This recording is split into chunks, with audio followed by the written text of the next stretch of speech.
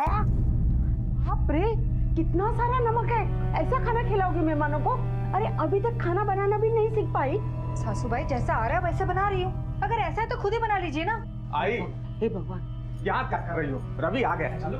अरे बाप रे, वो लोग आ गए। जल्दी जल्दी खाना तैयार करो, मैं देखती हूँ निधि तैयार हुई कि नहीं। हाँ निधि। अहो, आई नौकर चाकर किसी के भी सामने डांटने लगती है। अब मुझसे ये सब बर्दाश्त नहीं होता। क्यों टेंशन लेती हो? अपने अच्छे दिन जल्दी आने वाले हैं। बस थोड़े दिन और बर्दाश्त कर लो, उसके बाद इस घर की महारानी होगी। अरे निधि, तो अभी तक तैयार नहीं हुई? वो लोग आ चुके हैं। बस आई 2 मिनट। जल्दी से तैयार हो जा। हाँ। और ये क्या? अरे रिया, कुड़ी तो अब तक तैयार नहीं हुई। मैंने बोला था ना तुझे तैयार होने के लिए। जल्दी से तैयार हो जा और अपने भाई को भी तैयार करना। अजी मैंने ढूंढा था रेहान को, पर वो कहीं दिखा ही नहीं। कहीं नहीं दिख रहा मतलब? कहाँ गया है वो? मम्मी मुझे नहीं पता वो कहाँ गया।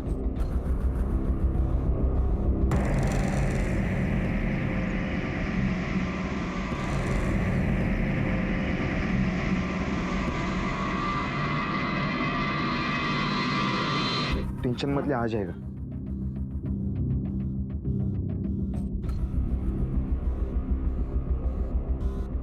रिया, रेहान कहाँ गया है? मम्मी मुझे नहीं पता वो कहाँ गया। अरे ऐसे कैसे हो सकता है? रियान को सब जगह ढूंढा, कहीं उसका पता नहीं चला। उसके दोस्तों से भी पूछा तो उनमें से किसी ने उसको सुबह से देखा तक नहीं।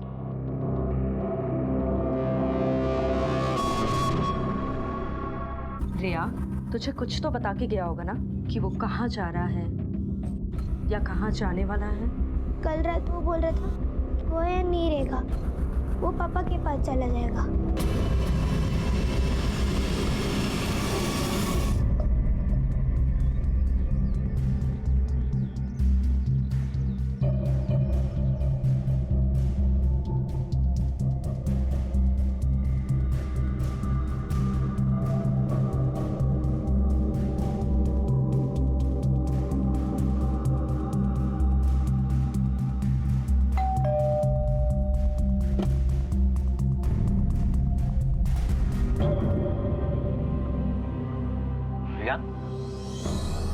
बेटा तुम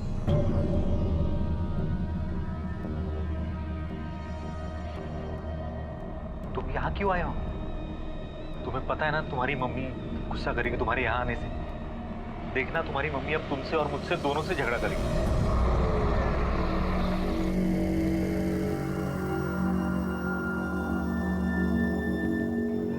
बेटा तुम्हें यहाँ नहीं आना चाहिए था। मुझे उन लोग के साथ नहीं रहना, मुझे आपके साथ रहना है। बेटा कितनी बार समझाऊं तुम्हें, तुम मेरे साथ नहीं रह सकते। कोर्ट ने तुम्हारी कस्टडी तुम्हारी मम्मी को दी है, इसलिए। पापा मम्मी शादी कर रही है। हाँ, उस रवि के साथ कर रही है ना। पापा मम्मी उन्हें पापा बोलने कहती है, लेकिन वो हमारे पापा नहीं है। आप हमारे पापा। मुझे उन लोग के साथ नहीं रहना। मुझे और ताया को अपने साथ रख लो प्लीज। तुम यहाँ क्या कर रहे हो? तुझे मना किया था ना यहाँ आने से। हाँ, क्यों आया है फिर? समझ नहीं आता है तुझे? समझ नहीं आता है? हाँ? निधि, बच्चा है वो, तुम्हारे मारने से नहीं समझेगा। मैं भी यही कहना चाहती हूँ कि ये एक बच्चा है जिसकी कस्टडी मुझे मिली है। अगर तुमने इसे बहलाने फुसलाने की कोशिश की तो मैं तुम्हें नहीं छोड़ूंगी। और एक बात याद रख लो कि अब इसका तुम्हारे साथ कोई ना था। मुझे आपके साथ नहीं रहना, मुझे पापा के पास रहना है। पापा के पास रहना है ना? चल घर चल कर बता। चल पापा पापा पापा पापा चल पापा। चल। हाँ, अब मैं तुझे बताती हूँ। मुझे आपके साथ नहीं रहना, मुझे पापा के साथ रहना है। मुझे जाने दो। पापा के पास जाना है? हाँ मम्मी, पापा के पास जाना है। अभी भेजती हूँ मैं तुझे पापा के पास। अभी भेजती हूँ तुझे पापा के पास। अभी भेजती हूँ। जाके दिखा तू पापा के पास। बच्चा है वो, कितना मारोगी? जान लेगी उसकी, वो क्या समझेगा? आई प्लीज, मैं अच्छी तरह से जानती हूँ इन दोनों को कैसे हैंडल करना है। इस तुमने मेरी सगाई का सत्यानाश कर दिया। हाँ। अब तो मैं इसे सजा दे के रहूंगी। बहनी, इसे कमरे में बंद कर दो और जब तक मैं नहीं बोलती तब तक ना तो कोई इसे खाना देगा और न ही कमरा खोलेगा। जाओ चल। तू यहाँ खड़ी खड़ी क्या देख रही है? जा और अपने भाई को समझा कि अब उसका बाप हम सब के लिए मर चुका है। जा।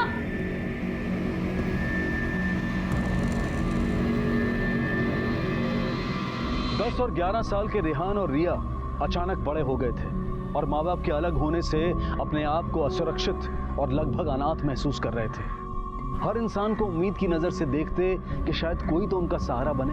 माँ बाप का प्यार और उनकी परवाह हर बच्चे का हक है, जिससे दोनों महरूम थे और हालात को अच्छी तरह से समझ रहे थे। माँ की अनदेखी और बाप की मजबूरी के बावजूद बच्चे पूरी कोशिश कर रहे थे अपने बचपन को बचाने की, लेकिन उनकी इस कोशिश पर शायद पानी फिर चुका था।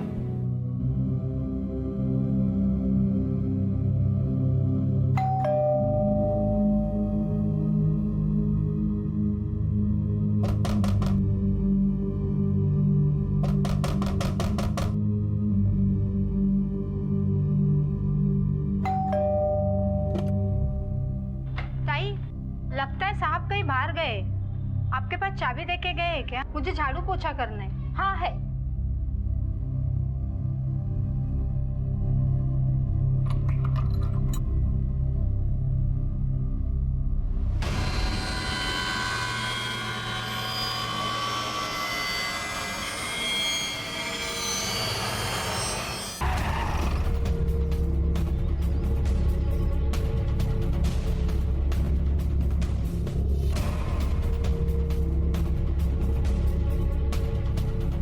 सर, 35-40 साल का आदमी है, आशीष देशमुख नाम है और बॉडी को सबसे पहले घर में काम करने वाले भाई ने देखा था।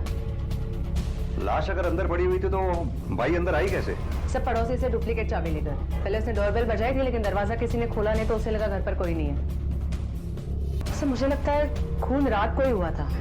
सर पे भी गहरी चोट लगी है पीछे की तरफ। ये वास लगने की वजह से ही मौत हुई है, लेकिन सर इस वास के इतने छोटे टुकड़े हुए कि फिंगरप्रिंट्स मिलना मुश्किल है। लेकिन फिर भी इन्हें कलेक्ट करवाओ, शायद कुछ मिले। Yes sir. और हमने चेक किया, घर में कोई फोर्स एंट्री के निशान भी नहीं है।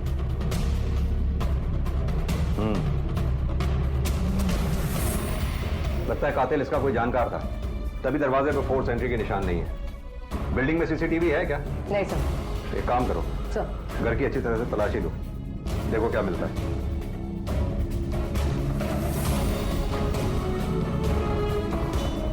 सर, ये इन्वेलप मिला है।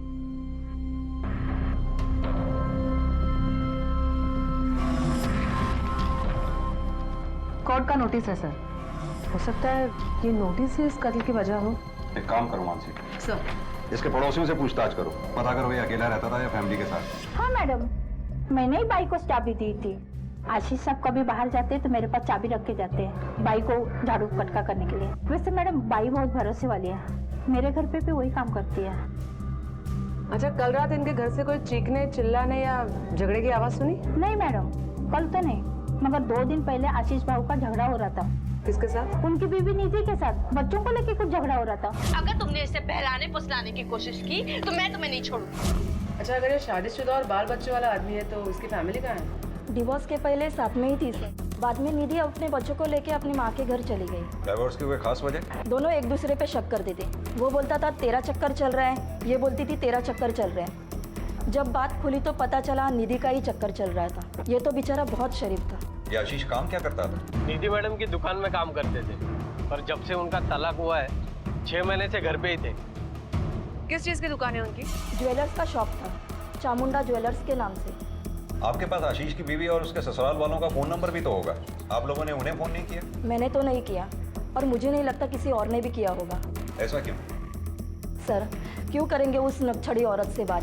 पता नहीं वो अपने आप को क्या समझती है, बड़े पैसे का घमंड है उसे। अच्छा, ये आशीष की बीवी निधि रहती कहाँ है? हाँ हाँ, मैं 5 मिनट में दुकान पहुंच जाऊंगी। हाँ, वहीं पर मिलती हूँ। आई, मैं दुकान जा रही हूँ, आ जाऊंगी। हाँ। अरे तुम दोनों सुनो, स्कूल से ना सीधा घर आना। अगर उसके घर गए ना तो बहुत मार पड़ेगी। और तू देखना कि ये कोई गड़बड़ ना करे, नहीं तो तुझे भी सजा मिलेगी। मम्मी मम्मी आशा मम्मी बहुत मारती है, कोई गलती नहीं करते फिर भी मारती अरे है। तूने कोई मस्ती की होगी तभी तुझे मार पड़ी होगी ना, ऐसे ही कोई बिना मतलब के नहीं मारता।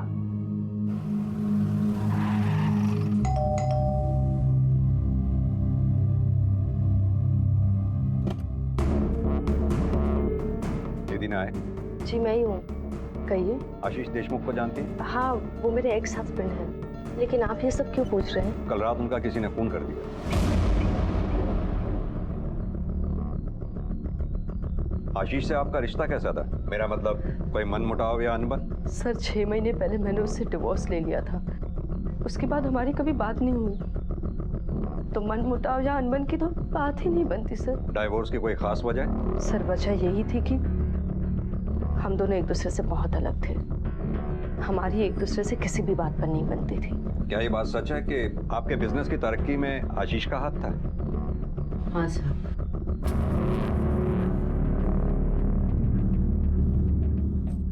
हाँ था सर, पर कुछ हद तक। हम सबने इस बिजनेस को बढ़ाने में खून पसीना एक किया है, और सबसे ज्यादा मेहनत तो मेरे भाई राजेश ने की है सर। आशीष तो सिर्फ एक एम्प्लॉय था। अगर बात इतनी सिंपल थी तो फिर आशीष अपना शेयर क्यों मांग रहा था? शेयर? कौन सा शेयर सर? उसने मुझसे कभी कोई शेयर की बात नहीं की। ये जानती हैं क्या? ये नोटिस की वो कॉपी है जो हमें आशीष के घर से मिली है, जिसमें साफ साफ लिखा है कि आशीष ने आपके बिजनेस को बढ़ाने में जो मेहनत की है उसके बदले में उसे शेयर चाहिए। और ये देखिए, ये है आपकी माँ के दस्तखत। आप ही के हैं ना ये? हाँ साहब। जब आपकी माँ ने ये नोटिस रिसीव किया तो ऐसा कैसे हो सकता है कि इसकी जानकारी आपको ना हो? एक मिनट सर। ओह,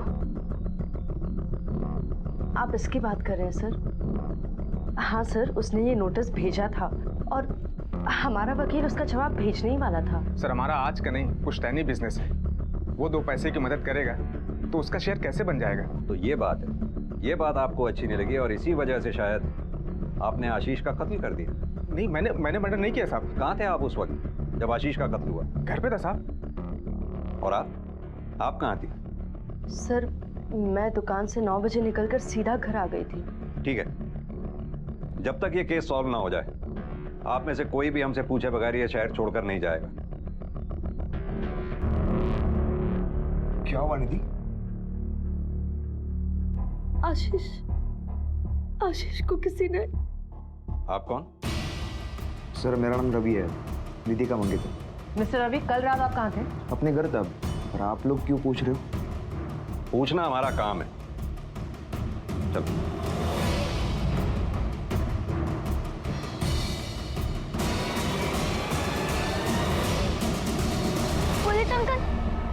पुलिस अंकल हमारे पापा वापस कभी नहीं आएंगे। तुमसे क्यों पूछ? मैंने तुझे बताया ना कि पापा भगवान के पास चले गए, अब वो वहां से कभी नहीं आएंगे। तो ताई तुमने पुलिस अंकल को क्यों नहीं बताया? चुप रह। मानसी, हो सकता है आशीष का कत्ल इस नोटिस की वजह से किया गया हो। तलाक के बाद उसने अपनी मेहनत का हिस्सा मांगा हो जो इस परिवार वालों को अच्छा ना लगा हो, और इसी बात से नाराज होकर फैमिली के ही किसी मेंबर ने आशीष का कत्ल कर दिया हो। पर वो हो कौन सकता है? सर मुझे लगता है ये काम रवि का भी हो सकता है। जवान आदमी है लेकिन फिर भी अपने से बड़ी उम्र की, तलाकशुदा और 2 बच्चों की माँ से शादी कर रहे हैं। वो निधि नहीं बल्कि उसके बिजनेस के लिए उससे शादी कर रहे हैं। जाहिर सी बात है आशीष का नोटिस उसे अच्छा नहीं लगा होगा। लेकिन निधि अकेली इस बिजनेस की हिस्सेदार नहीं है, उसका भाई भी तो है। लगता है फैमिली हमसे कुछ छुपा रही है, वरना माँ के इस तरह से हाँ कहने पर पूरी फैमिली चौंकती नहीं। एक काम करो, इस फैमिली का कच्चा चिट्ठा निकालो, जो भी सच है वो सामने आ ही जाएगा। Yes sir. वैसे तो सब लोग अच्छे हैं साहब, पर ये राजेश बाबू और उसकी बाइको है ना, 1 नंबर के चैप्टर लोग हैं। वो आशा मैडम है ना, 1 नंबर की निच्चड़ है। जैसे ही मेरा पगार होता है ना तो 100 रुपये कमीशन के लिए मेरे सामने हाथ फैलाती है और ये बोलती है कि ये काम मुझे उसने दिलाया। अच्छा, निधि किस तरह की इंसान है? निधि मैडम तो अच्छी है, पर मालूम नहीं आशीष बहू को उन्होंने क्यों खाली पीली छोड़ दिया। आशीष बहू तो बहुत अच्छे इंसान थे, अपने बच्चों को प्यार भी बहुत करते थे। लेकिन ये रवि है ना, मेरे को एकदम हटेला लगता है साहब। अब आप ही बोलो साहब, कोई अपने से बड़े उम्र के औरत के साथ शादी करेगा क्या, वो भी 2 बच्चों की माँ से? ठीक है, तुम जा सकती हो। हाँ साहब। मैडम, ये आशीष देशमुख की पोस्टमार्टम रिपोर्ट। सर,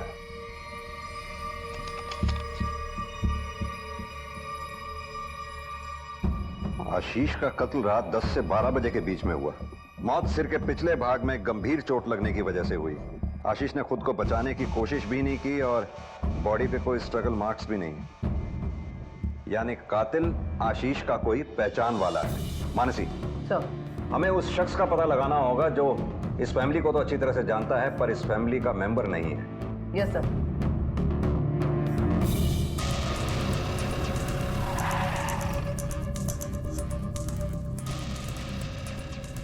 इस दुकान का मैनेजर कौन है? जी मैं हूँ, कहिए। कितने साल से काम कर रहे हैं आप चामुंडा ज्वेलर्स में? 36 साल हो गए साहब। जब भी रघुनाथ जी ने पहली दुकान खोली ना, तब से। और वो आशीष, वो कब से काम कर रहा था? बहुत कम उम्र में आया था सर वो, करीब 20 साल हो गए। यानी आशीष और निधि के बीच अफेयर काम के दौरान हुआ? नहीं सर, निधि की तो अरेंज मैरिज थी। लव तो उसे कोई संग्राम शिर्के नाम के आदमी से था, जिसे वो रघुनाथ जी बिल्कुल पसंद नहीं करते थे। आपके कहने का मतलब है कि ये शादी निधि की मर्जी के खिलाफ हुई थी? जी सर, आप ऐसा कह सकते हैं। वैसे रघुनाथ जी को निधि को उस संग्राम से अलग करना था। तब भी आशीष एक नई दुकान की प्रपोजल लेके उनके पास आ गए। उससे वो बहुत खुश हो गए। एक दिन मैं दुकान के अकाउंट्स लेके उनके घर गया था, तो मैंने देखा सर ये पिछले महीने का अकाउंट स्टेटमेंट है, किससे कितना पैसा आना बाकी है और निधि, 1 मिनट। मैंने तुमसे कहा था इतनी देर तक रात में मत घूमना। कहाँ से आ रहे हो इतनी रात को? पापा, तुम्हारी शादी होने तक तुम अब घर से बाहर पैर नहीं रखोगी, समझी? शादी? मैंने तुम्हारी शादी आशीष से तय कर दी है और वो बहुत। बाबा प्लीज, मैं आशीष से शादी नहीं करूंगी। मैं सिर्फ संग्राम। अगर तुम्हारे मुंह से संग्राम का नाम दोबारा निकला और तुमने आशीष से शादी नहीं की तो मैं तुम्हें जायदाद से बेदखल कर दूंगा। ह्या गोष्टीचा परिणाम झाला साहेब, और निधि ने चुपचाप आशीष से शादी कर दी। जब निधि ने आशीष से शादी कर ही ली थी तो फिर तलाक इतने साल बाद क्यों? क्या कारण था? कसं सांगू तुम्हाला साहब, वो किसी एक आदमी के साथ पूरी जिंदगी बिताने वाली लड़की नहीं है। उसने ये शादी मजबूरी में तब तक चलाई जब तक रघुनाथ जी जिंदा थे, और उनके देहांत के बाद उसका रवि के साथ अफेयर शुरू हो गया। ये रवि काम क्या करता है? वो गोल्ड एजेंट है। हमारी दुकान के लिए जितने भी गोल्ड की जरूरत होती है वही सप्लाई करता है। ये निधि और रवि के अफेयर के बारे में आशीष जानता था? हाँ जानता था सर। निधि कुछ तो शर्म करो। 2 बच्चों की माँ होकर तुम ये सब कर रही हो, सोचो बच्चों पे क्या असर पड़ेगा। बच्चों के लिए मैं ये सब भुलाने के लिए तैयार हूँ। तुम अपना काम करो, मेरा दिमाग मत खराब करो। अच्छा, मतलब तुम ऐसे नहीं मानोगे? मैं आज ही रवि को बोल दूंगा कि हम उसकी एजेंसी से गोल्ड नहीं लेंगे। तुम कौन होती हो ये डिसीजन लेने वाले? किस वहम में जी रहे हो तुम इस बिजनेस में सिर्फ एक एम्प्लॉय हो और कुछ नहीं। और मैं कोई तुमसे प्यार नहीं करती, ना ही तुम्हारे प्यार में पागल हूँ। ये तो बाबा ने मेरी शादी जबरदस्ती तुमसे करवा दी, और अब वो है नहीं तो मुझे कोई नहीं रोक सकता। मुझे जो चाहिए मैं वही करूँ, समझ गए? आशीष बहुत शरीफ आदमी था सर। अच्छा एक बात बताइए, ये निधि परसों रात दुकान से कितने बजे निकली थी? सर दुकान 9 बजे बंद होती है, तभी निकली थी। और ज्वेलरी की आप लोगों की कितनी दुकानें हैं? 3 दुकानें हैं सर, 2 यहाँ मुंबई में और एक नई मुंबई में। यहाँ की एक दुकान निधि संभालती है और दूसरा रवि। और वो नवी मुंबई वाली दुकान राजेश देखता है? राजेश का दुकान देखता है सर, उसको तो दुकान में एंट्री नहीं है। वो क्यों? जब रघुनाथ जी जिंदा थे, राजेश ने एक बहुत बड़ा गफला किया था सर।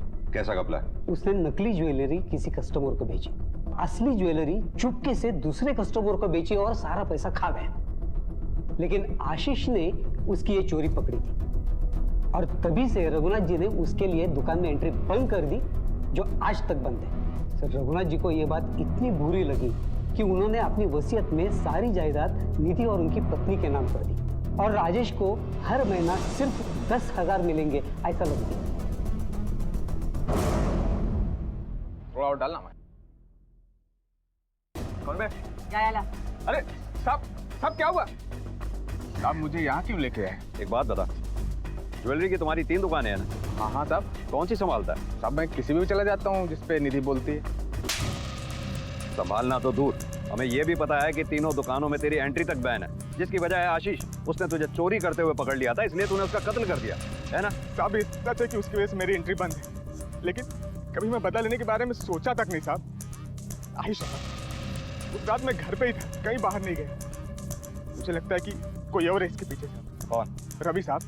साहब रवि आदमी नहीं सांप है, वो हमारा बिजनेस हाँपना चाहता है। आशीष ने जब अपना हिस्सा मांगा तो उसको लगा कि ये आधा बिजनेस लेके जाएगा। साहब मुझे ऐसा लगता है कि उसी ने खून किया।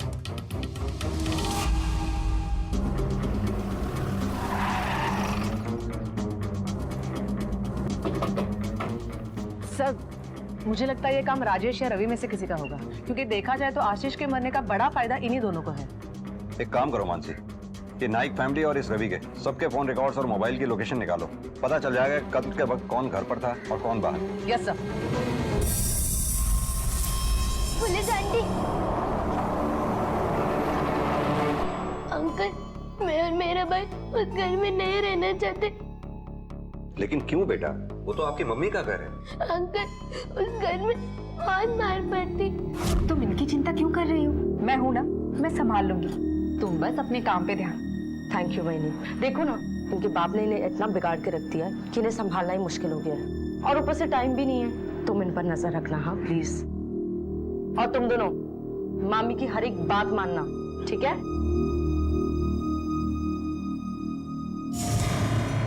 ना क्या बोला तुम्हारी माँ ने? अब तुम दोनों मिलके घर में झाड़ू पोछा लगाओ, समझे? चलो।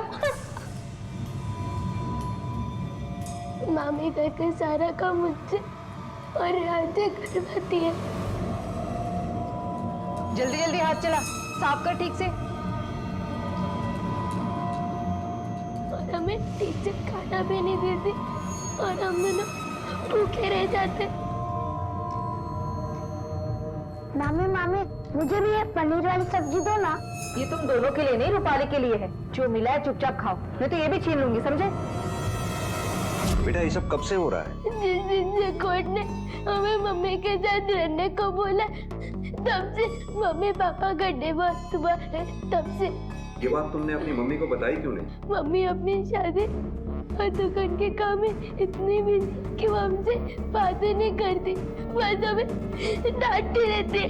मम्मा मामी बहुत मारती है, हमसे बहुत काम करवाती है और हमें खाना भी नहीं देती। अरे ये क्या बोल रहे हो निधि? तुम बिल्कुल सही बोल रही थी। इनके बाप ने इन्हें से बिगाड़ा ही नहीं, इन्हें झूठ बोलना भी सिखा रहा है। एक तो मैं इन दोनों से कितना प्यार करती हूँ, और ये दोनों है कि सासूबाई आप तो घर में रहती है ना, आपने देखा है कभी मैंने इनके साथ कुछ गलत किया हो? अरे मुझे क्या पता कौन किसके साथ क्या करता है। मैं तो अपनी कमरे में रहती हूँ। क्या हो रहा है ये सब? निधि देखो, ये सारा नाटक ना अपने बाप के साथ रहने के लिए ये लोग कर रहे हैं। सब उसी ने सिखाया है। इसीलिए मैंने तुम्हें कहा था कि इन्हें हॉस्टेज छोड़ दो, 2 दिन में लाइन में आ जाएगी, वरना आशीष भी इन्हें। हम हॉस्टल नहीं जाएंगे और हमारे पापा को भी कुछ मत कहना। बदतमीज, ऐसे बात करते हैं बड़ों से? हाँ, किसने सिखाया तुझे इतना झूठ बोलना? तुम दोनों ऐसे नहीं सुधरोगे। इन दोनों को कमरे में बंद कर दो, कितना भी रो, कितना भी गिड़गिड़ाए, इन दोनों को खोलना मत जब तक मैं नहीं आती। आपके पापा कैसे? अंकल हमारे पापा बहुत अच्छे थे और हमसे बहुत प्यार करते थे, पर वो भी कभी नहीं आएंगे। पानी नहीं जी अंकल, अब मुझे घर जाना। देर हो गई तो मामी बहुत मारेगी।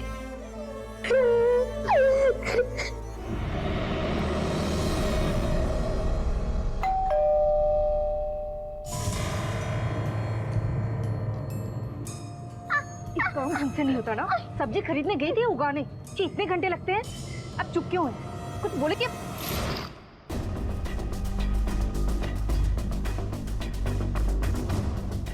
सर ये दोनों बच्चे बहुत ही शरारती हैं, बहुत ही बिगड़े हुए हैं। लेकिन इसका ये मतलब हरगिज नहीं कि आप इन्हें मारें। आप जानती हैं, अगर ये बच्चे आपके खिलाफ पुलिस कंप्लेंट कर दें तो हम आपको चाइल्ड टॉर्चर के केस में गिरफ्तार कर सकते हैं। आइंदा ऐसा ना हो, ये आपको पहली और आखिरी वार्निंग है। जी सर। और आप, कोर्ट अक्सर माँ को बच्चों की कस्टडी इसलिए देती है क्योंकि माँ बच्चों की देखभाल बेहतर तरीके से कर सकती है। आपके केस में तो बिल्कुल उल्टा ही है। आपने तो पलट कर देखा तक नहीं कि आपके बच्चे किस हाल में जी रहे। रिया और रेहान ने रिश्तों को तार तार होते देखा था। माता और पिता दोनों की छत्र छाया चाहने वाले बच्चे किसी एक से भी महरूम थे, क्योंकि सबको अपनी पड़ी थी। और पिता जिसके साथ वो रहना चाहते थे, उसे उनसे हमेशा के लिए छीन लिया गया था। आशीष की हत्या का शक पुलिस को नाइक परिवार के हर सदस्य के साथ साथ रवि पर भी था, और इस शक के सिरे मोबाइल लोकेशन रिकॉर्ड आने के बाद कुछ खुलने लगे थे। सर दोनों, सर नाइक फैमिली के कॉल रिकॉर्ड और ये मोबाइल लोकेशन। ठीक है।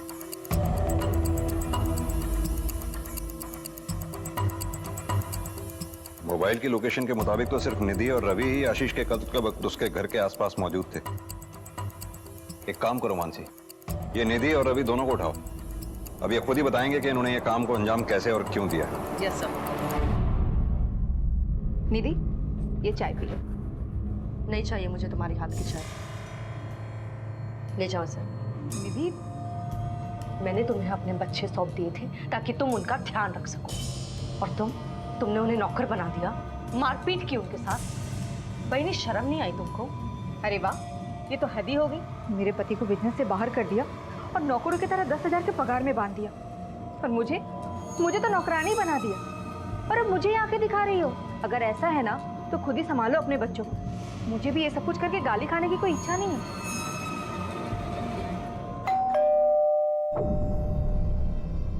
मिस निधि जी, तुमने तो कहा था जिस रात आशीष का खून हुआ था उस रात तुम 9 बजे दुकान से निकलने के बाद घर पर ही थी। जी हाँ, मैं दुकान से निकलने के बाद घर पर ही थी। तुम्हारा मोबाइल लोकेशन आशीष का घर दिखाई दे रहा है। अगर तुम घर पर ही थी तो शायद तुम्हारा मोबाइल अकेले गया होगा आशीष के घर। चलो गाड़ी में बैठो। गाइला चलो। और मैडम, अब इसे कहाँ लेके जा रही हो? मम्मी मम्मी मम्मी, आज पुलिस आंटी मम्मी को कहाँ ले गई? ये देखिए आपके बजट में और मजबूत भी है। चलो, आपको बड़े साहब ने पुलिस स्टेशन में बुलाया है।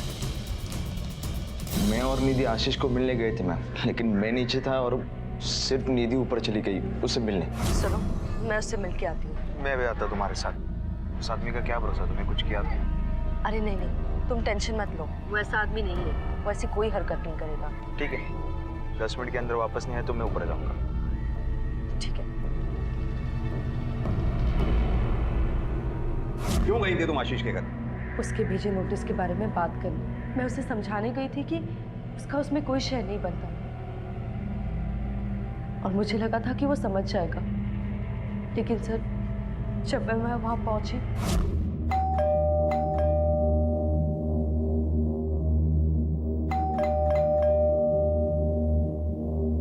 तो मैंने कई बार डोरबेल बजाई, लेकिन उसने दरवाजा नहीं खोला। तो मैंने अपनी डुप्लीकेट की से दरवाजा खोला, और सर जब मैं अंदर गई तो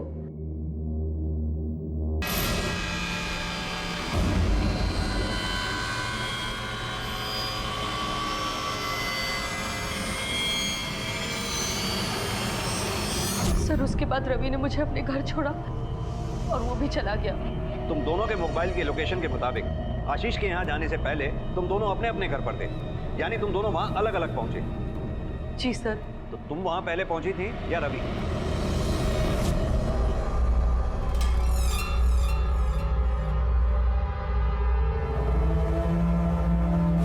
इसका मतलब रवि तुमसे वहां पहले पहुंच चुका था।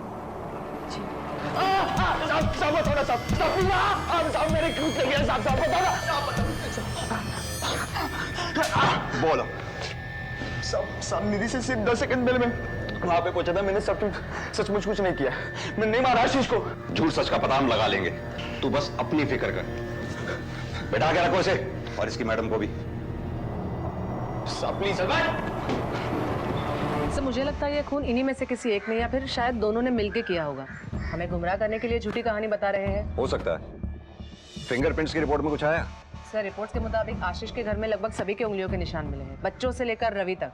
ये दोनों तो कत्ल की रात वहाँ गए ही थे, लेकिन बच्चे भी तो बाप से मिलने अक्सर जाते होंगे। और वो कांच के टुकड़े, उन पे कोई फिंगरप्रिंट्स? नहीं सर, उन पे भी किसी के फिंगरप्रिंट्स नहीं मिले। सबके कॉल रिकॉर्ड्स फिर से चेक करो, एक एक नंबर का पता लगाओ कि किसका है। सब निधि के कॉल रिकॉर्ड्स में एक नंबर मिला है जिस पर 2 दिन पहले तक दिन में 2 से 3 बार बात हुई है। पता किया नंबर किसका है? यस सर, संग्राम शिर्के का है। संग्राम शिर्के? निधि की तो अरेंज मैरिज थी, लव तो उसे कोई संग्राम शिर्के नाम के आदमी से था। ये तो निधि का पहला बॉयफ्रेंड है। यस सर, मुझे लगता है निधि ने उसी की मदद लेके आशीष का खून किया होगा। पॉसिबल है। एक काम करो, ये संग्राम शिर्के का एड्रेस निकालो, पता करते हैं निधि के पास से प्रेजेंट में अचानक आया कैसे। Yes sir.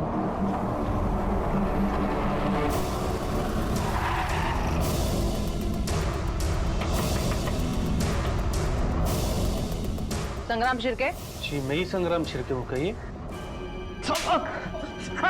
अब बता, जब निधि और तेरा अफेयर 12 साल पहले खत्म हो चुका था तो फिर अब तू अचानक कहां से टपक पड़ा? साहब निधि ने मुझे धोखा दिया था साहब, उसके बाद मैं मुंबई छोड़ के बेंगलोर शिफ्ट हो गया था साहब। 3 महीने पहले ही वापस आया साहब। एक दिन निधि मुझे मार्केट में मिली साहब। दादा ये बिल्डिंग कुठे? हाँ इकडून दुसरी बिल्डिंग। ठीक है, हाँ थैंक यू। संग्राम? निधि?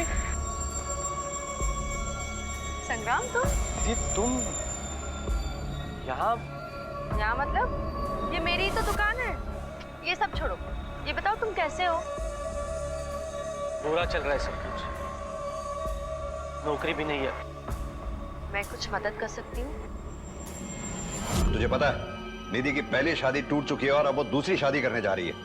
हाँ पता है साहब। बावजूद भी तुम दिन में 3 बार उससे इतनी लंबी बातें करते थे। नहीं साहब, मैं तो बहुत कम फोन करता था उसको, वही बार मुझे फोन करती थी साहब।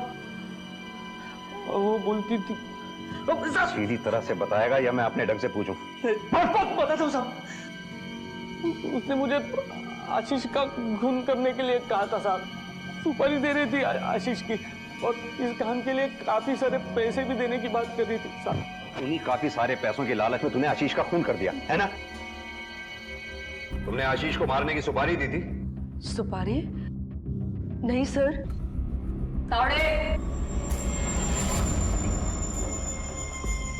इसने कबूल कर लिया है, लेकिन तुम अब भी झूठ बोल रही हो।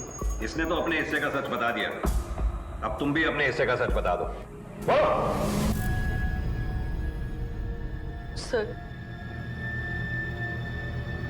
सर वो आशीष मुझे धमकी दे रहा था कि वो मेरे दोनों बच्चों की कस्टडी छीन लेगा, कोर्ट में अपील करेगा, बिजनेस का शेयर लेके रहेगा, और उसके लिए उसने मुझे नोटिस भी भेजा था। मैं बहुत परेशान हो गई थी, समझ ही नहीं आ रहा था क्या करूं।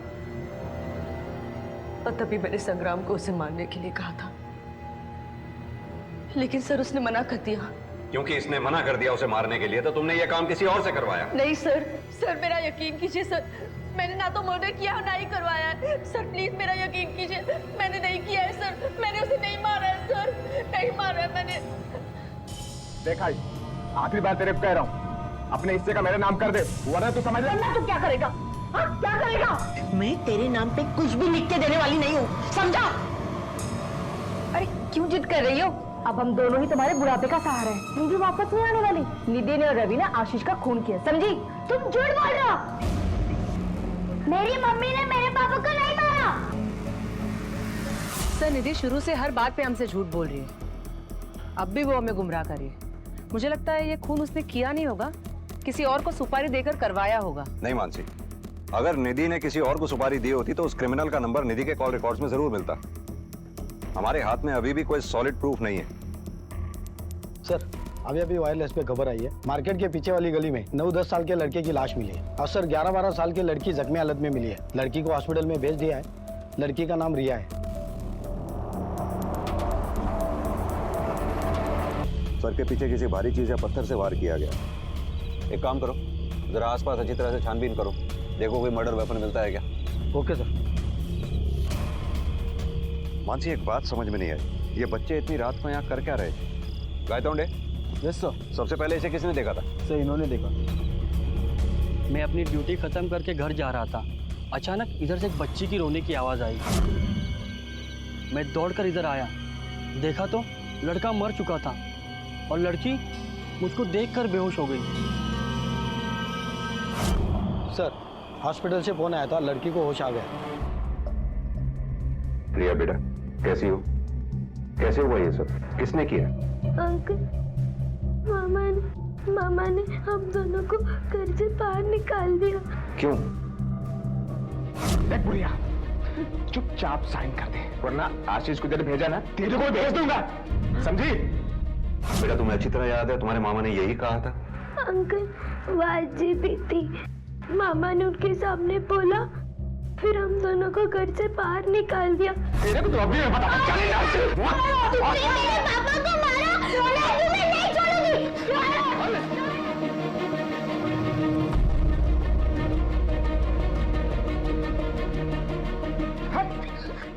जब हम आपके पास आ रहे थे, तभी उन्होंने हमें मारा था। कहाँ जा रहे हो तुम दोनों? हम लोग पुलिस अंकल के पास जा रहे हैं। पुलिस के पास? अभी ले चलता हूँ तुम दोनों को पुलिस के पास। चल चल चल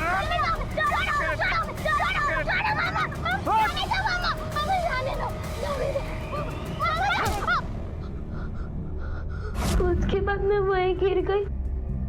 अंकल रेहान का है, वो कैसे? वो ठीक है ना? डॉक्टर को बुलाओ जल्दी। बेटा रेहान ठीक है, तुम अपना ख्याल रखो, जल्दी से ठीक हो जाओ। अब मैं सच कह रहा हूँ, मैंने किसी को नहीं मारा है। मैंने आई को डराने के लिए ऐसा बोला था। आई शपथ साहब, मैंने सच में किसी को नहीं मारा।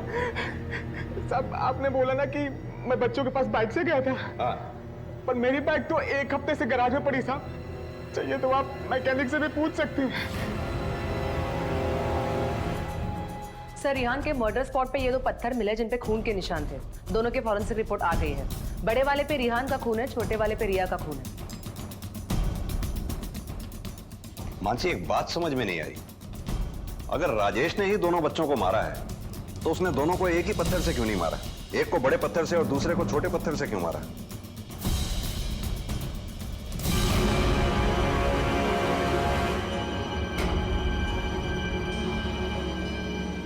रेहान का है, वो कैसा?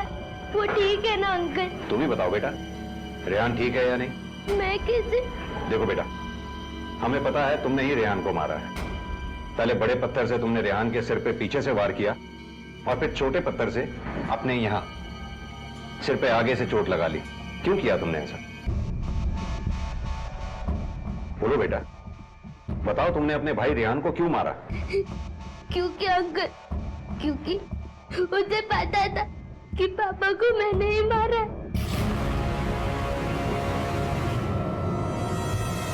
रेहान, हमें पुलिस अंकल को बताना होगा कि मामा ने पापा को मारा है। मामा ने पापा को नहीं मारा ताई। मामा ने नहीं मारा तो किसने मारा? तुमने मारा ताई। रेहान को पता था कि मैं चुपके पापा से मिलने गई थी। वापस आकर जब मैं खून वाला हाथ धो रही थी, तब रेहान ने मुझे देख लिया था।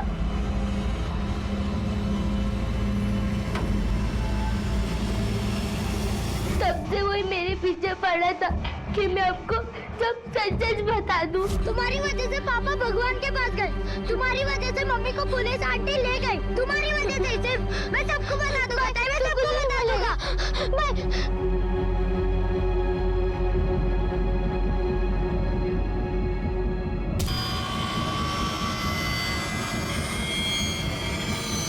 रेहान मर गया था तो मैं डर गई, तो मैंने भी छोटे पत्थर से अपने आप को मार लिया।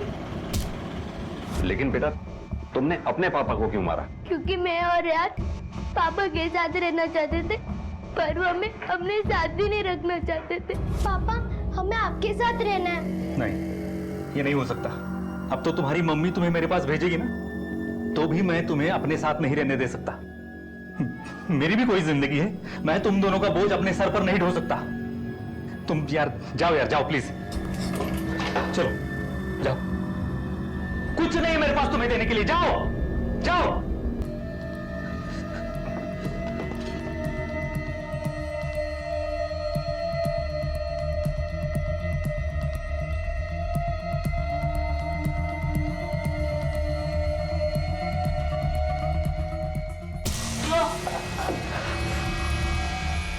मुझे लगता था कि पापा हमसे प्यार करते, वो हमें अपने साथ रखेंगे, पर वो अपने साथ भी नहीं रखना चाहते थे। उन्होंने हमें छोड़ दिया। कोई मेरे और मेरे भाई के बारे में नहीं सोचता। मम्मी और पापा ने हमारे साथ ऐसा क्यों किया? हमने क्या गलत किया? कोई भी बच्चा इस दुनिया में अपनी मर्जी से नहीं आता।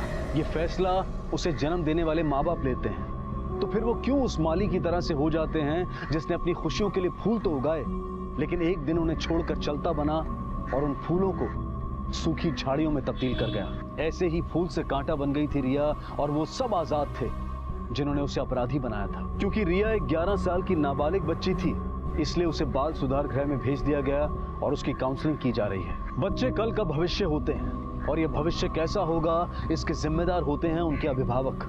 इसलिए बेहद जरूरी है कि हम सिर्फ अपनी खुशी के बारे में नहीं, बल्कि अपने कर्तव्यों के बारे में भी सोचें। इसी विचार के साथ अब मैं अनूप सोनी आपसे विदा लेता हूं। फिर मुलाकात होगी अगले एपिसोड में एक और चौंका देने वाले केस के साथ। तब तक अपना और अपने परिवार का ख्याल रखें और देखते रहें क्राइम पेट्रोल डायल 100। सबक एक को सीख हम सबको। जय हिंद।